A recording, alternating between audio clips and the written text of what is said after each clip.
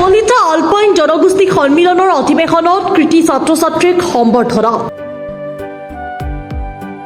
মৰিগাঁও জিলা সেৱা আশ্ৰম প্ৰাংগণত কলিতা আলপাইন জনগোষ্ঠী সন্মিলন।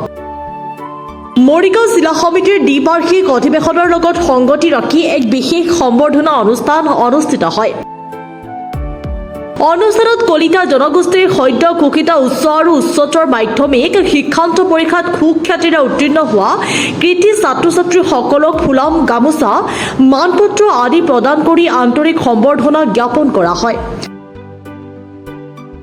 শিক্ষাৰ ক্ষেত্ৰত ছাত্ৰ ছাত্ৰীসকলৰ এই সফলতাই সমাজখনলৈ এক ইতিবাচক বাৰ্তা কঢ়িয়াই আনিছে বুলি উল্লেখ কৰি বক্তাসকলে আগন্তুক দিনতো তেওঁলোকে অধ্যৱসায়, নিষ্ঠা আৰু পৰিশ্ৰমেৰে জীৱনৰ লক্ষ্যত উপনীত হ'বলৈ আহ্বান জনায়।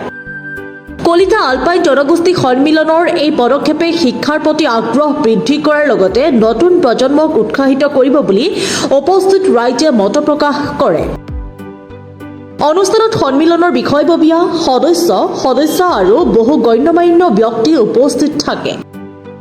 জনগোষ্ঠী সন্মিলনৰ আজি মৰিগাঁও জিলা সমিতিৰ দ্বিবাৰ্ষিক অধিৱেশন সেৱা আশ্ৰম মৰিগাঁও সেৱা আশ্ৰমত অনুষ্ঠিত হৈছে।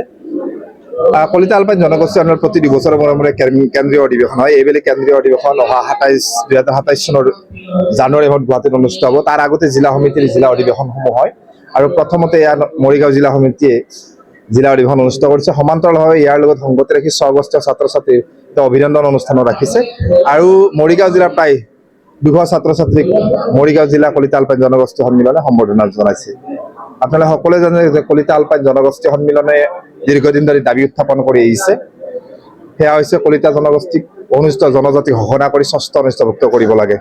আমি সকলোৱে জানো যে এই দাবী আমাৰ সফল হোৱালৈকে কিছু টাইম লাগিব, কিছু সময় লাগিব আৰু আমি এই দাবীৰ ক্ষেত্ৰত গণতান্ত্ৰিকভাৱে বিভিন্ন সংগ্ৰাম কৰি আহিছোঁ।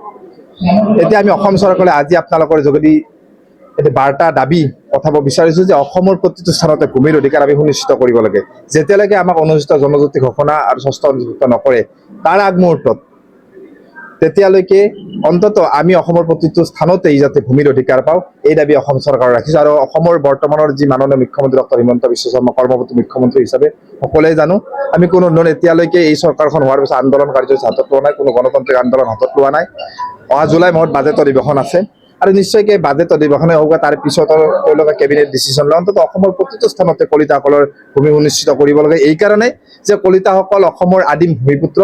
ইয়াৰ উপৰিও কলিতাসকল হৈছে প্ৰকৃত অসমীয়া। কলিতাসকল ধৰ্মীয়ভাৱে প্ৰকৃত সনাতনী হিন্দু। গতিকে এইখন হিন্দুত্ববাদী চৰকাৰ বুলি কয় আমিও বিশ্বাস কৰোঁ আৰু তেওঁলোকৰ যাতে কথাত আশ্বস্ত হ'ব পাৰে অসমৰ প্ৰতিটো স্থানতে যে ভূমিৰ অধিকাৰ পাব পাৰোঁ এই দাবী আপোনালোকৰ জৰিয়তে অসমৰ মুখ্যমন্ত্ৰী ডক্টৰ হিমন্ত বিশ্ব শৰ্মালৈ ৰাখিলোঁ। আজি মৰিগাঁৱৰ পৰা বুবুনাথৰ ৰিপৰ্ট, প্ৰাতঃ টাইম ডিজিটেল।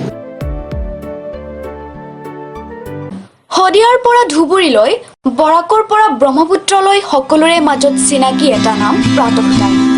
থলুৱা ভাষা, কৃষ্টি আৰু সত্য বাতৰিৰ আধাৰত প্ৰতিষ্ঠিত খবৰ প্ৰাতঃ টাইমৰ প্ৰতিটো বা বাতৰি পুংখানুপুংখভাৱে চাবলৈ Facebook, YouTube, website, Twitter, Instagram আৰু ব্লগাৰ পেজত লাইক আৰু ফ'ল' কৰক।